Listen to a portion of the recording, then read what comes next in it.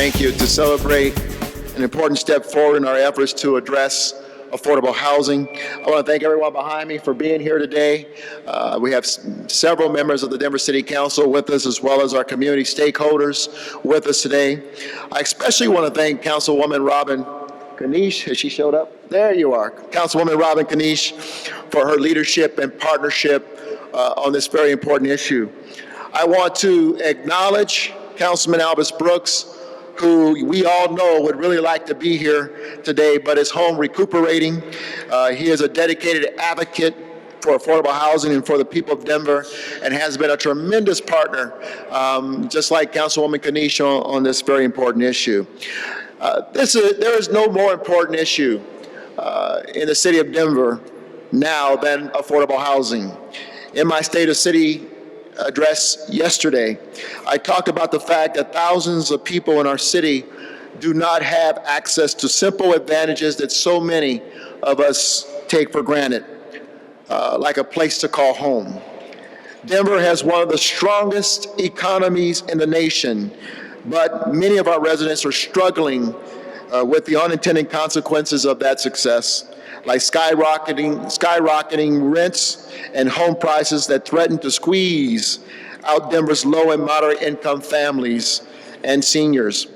The good news is that over the past 3 years, we have spurred the creation of almost 2,000 new affordable units, helped hundreds of families with down payment and mortgage assistance, created a revolving loan fund to help build affordable housing for our workforce. But as our region continues to grow by nearly 4,500 new residents a month, keeping up with the demand for affordable housing is a significant challenge.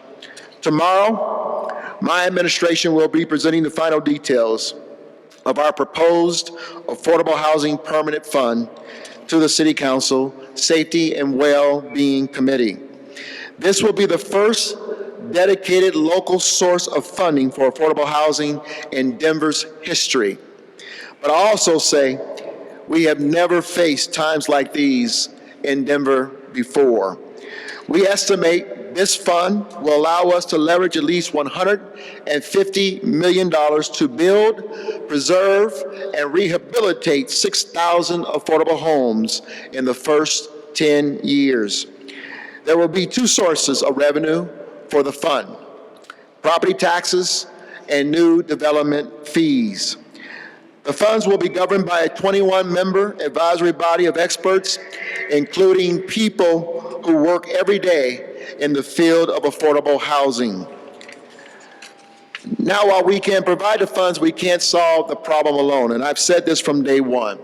We need City Council and our neighborhoods, housing advocates, developers, and so many others to help us get this right and make a meaningful difference.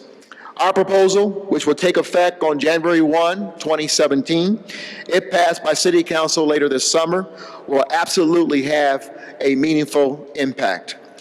Now, I know some people will say our plan isn't bold enough. I've already heard it. Others will say it's too expensive and we can't afford it. But let me say very clearly to them, we can't afford not to do this. This risk is too high, and the status quo isn't an option anymore. This is a fair and balanced approach. We try to make it as simple as possible. It's equitable, and it's a community-wide approach so that everyone can participate in addressing this very critical issue in our city. I look forward to the continuing work with City Council in moving this proposal forward with our trusted partners, many of whom who are here today, and the public over the coming months so that we're ready to go on January 1st. With that, let me turn it over to one of our valued partners, Councilwoman Robin Kniech. Thank you. Thank you for being here. Good morning. Thank you, Mayor, and thank you to all the stakeholders and my colleagues who are here with us today. It is a little lonely without my compatriot, Albus Brooks, who has been we've talked often about the power of this collaboration. If you've ever wondered if two branches of government can really work together, here's your proof, this city council working with this mayor. It is an exciting time, and our neighborhoods and our amenities in Denver have attracted so much growth, and it is part of our success, but we know that that success has created demand on housing that's caused the prices to go up. Cities like Denver, we have always struggled to house our most vulnerable residents, but those individuals are in more crisis than ever, and we also are seeing struggles from our moderate income households, our workforce, and the very diversity that we love about Denver is challenged if we can't keep housing affordable. No city can build its way out of a housing crisis, but the housing crisis will not get better if we don't build more affordable housing. So with innovative funding, we've done a lot. Mayor outlined all of the progress we've made, but we see the need, and we're here to do more. The fund we're proposing today is a bold step. It will create and preserve affordable housing to serve low and moderate income families for generations to come. That's right. No matter whether our economy is strong, whether our economy is weak, there will be funding set aside, and it won't have to compete with the other important needs in the city. It will just be for housing. We held a public listening. First, I want to tell you a little bit more about how this process came to be. When Mayor Hancock took office, he seated a very large and diverse housing task force, and they came up with all the needs of the city. And the first need they identified, permanent housing funding. We had hundreds of stakeholders engaged in a process to revise Denver's inclusionary housing ordinance. They did not agree on that policy at all, but guess what they agreed on? More permanent housing funding. Every year, my colleagues, some of whom are here with us today, set goals. And for the last few years, those goals have included, I know you can't guess what it might be, permanent housing funding. And we have a 5-year plan for housing that the mayor and the Office of Economic Development created. Anyone guess what the first goal of that plan was? Permanent housing funding. We are here, and when we began this process a little over a year ago to start developing the details, we had already had vibrant public input and really strong mandates from our community to do this work. As we've engaged over the last year with stakeholders from a very diverse background, we've had industry associations, we've had developers, we've had service providers, we have had neighborhood residents all working with us to develop a proposal, refine it, to test our ideas and bring it forward to you today. We also hired experts. We did an economic analysis. We looked at the best practices from cities across the country where they succeeded and where they failed, and we hope to learn from them. And all of this public process has included the general public as well. We held a public meeting was bursting at the seams with more than 350 people back in April, and we will have another one on July 21st at 6 p.m. at North High School where the public can come and hear the details and give us more of their feedback. So what we've had is an open, transparent, some might say long process, but it was thoughtful to bring you the ideas we have today. And as the mayor said, what you have is a balanced and fair proposal. It broadly involves our entire community. For a median homeowner in Denver, we're talking about less than $1 a month to help make a solution happen for our residents. And for the development that helps to cause some of this demand for housing, participating at less than $2 a square foot, one of the lowest fees in the country. So I want to point out that these new development fees will also replace our inclusionary housing ordinance. What this means is that we'll be lowering the burden on condo developers while actually building more affordable housing for our residents. So it represents a crucial step forward for our city to keep Denver affordable. I want to thank the mayor, my absent colleague, Councilman Brooks, who's worked so hard on this. And to my colleagues, you've already been very engaged in the process. We know you will have many more ideas to help improve this process as it comes through the finish line. And to the public for standing up, making sure that we know how important this is, and for helping to support us as we take a bold step into the future. With that, I'd like to introduce one of the stakeholders who's been a part of this process, Susan Powers. Thank you, Susan, for joining us.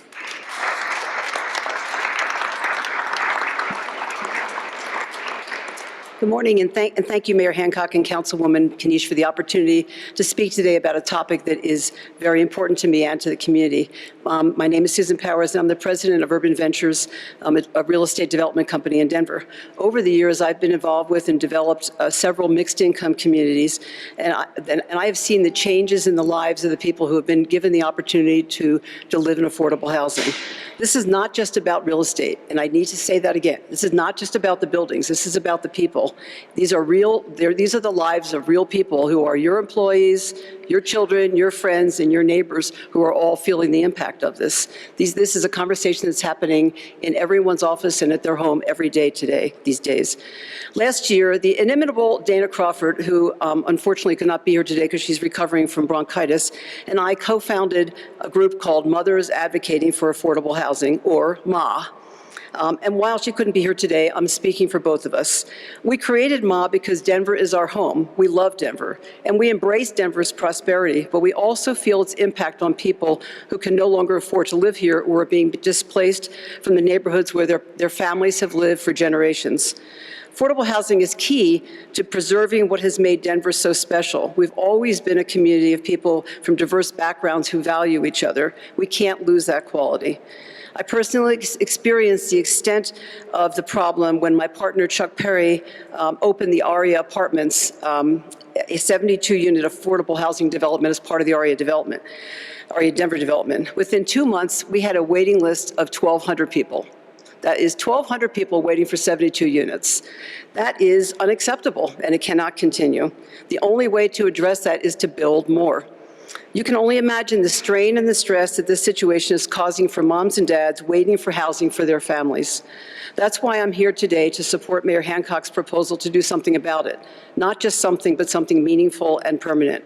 While we don't have a solution for the whole problem, we do have a critical step today in creating this funding source to build and preserve affordable housing. Our peer cities of Seattle and Boston have been involved with this for many, many years, and those resources have made a huge difference in in addressing their rising housing costs and shortage of housing options. The funding proposals today in Denver are community-driven, as has been mentioned, and have been the result of a very large community-wide effort.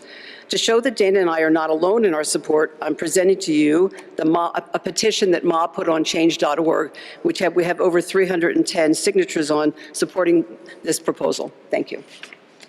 For you. Thank you. I believe that's, is that the number of speakers for today? Anybody else want to just come up?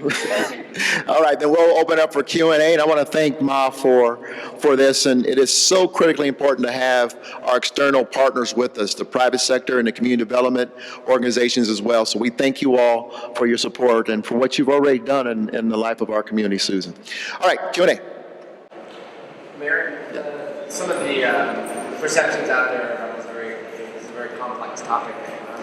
Some of the perception is that, oh, well, you're just increasing the cost of development, it's going to increase the cost of market-based housing. How do you respond to that? I think that it was said very clearly, and as we've looked at kind of our competitiveness around the country, that this is a very reasonable development fee being levied. And of course, if indeed the fact we are bringing new opportunities to the city in terms of jobs and new employees, we need to make sure that there's accessible, affordable housing for those employees. So we don't do anything with regards to fees and taxes lightly. And we must understand where we fit within the scale of competitiveness, not only in Denver and metro region, but around the country. And this plan leaves us very competitive. And that's important to me as mayor, and certainly important to the people who live in the city. But let me say this in closing on this, John, because you ask a very important question. We have to get this right. We have looked far and wide for examples of how cities have addressed affordable housing. I think this is a very reasonable and really modest proposal compared to what we've seen across the country. Some of us have gone to places as far as Seattle to look at their model where they've done not one, not two, but now three, I believe, mill increases for affordable housing. We're just now entering this game with a city that has become the place that people want to live. And we're trying to make it so that they can live here. Any other questions? Yes. As a property developer, I mean, you speak to you prospective buyers, you're going to have to tell them, that we may be raising your taxes over, you're selling a very expensive property, for example, or just a moderate one, which are hard to come by, as we all know. Would you find that your clients would be reasonable in terms of saying, well, that's, part of this living in the city? I think they will be, and I think that Councilwoman Kneich's comment about the fact that it's $1 a month. I mean, what do people spend on coffee today? I mean, $1 a month is nothing to be putting into this, and we can probably support more over a period of time. But I don't think that this will be an issue for people that are buying housing here. Councilwoman Kniech, you want to address it just as a... Yeah, I absolutely agree. I mean, if you have a $500,000 home, you're paying less than $2 a month. And so we intentionally kept these fees low so that we can make sure that we're not adding too much burden to housing. And we anticipate, as the time goes on, our residents become more understanding and able to understand where these dollars are going. Thank you.